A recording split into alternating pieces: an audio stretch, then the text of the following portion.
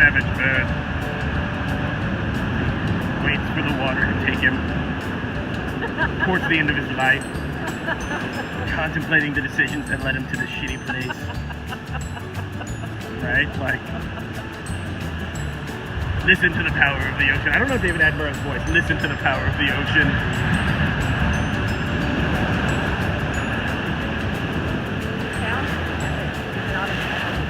No, he's kind of like sad German voice. But if you notice, all right, so check this out though. You see how it's falling down into these cracks here like this, right? Well, when the wave comes, you can see water spray up, out, and it's because this thing's cracked so much with it. That's awesome. Right? You see how it sprays up like that? Yeah. And it's because it's pushing against like a crack or something, like underneath or some sort of underneath shit that's like spraying up in.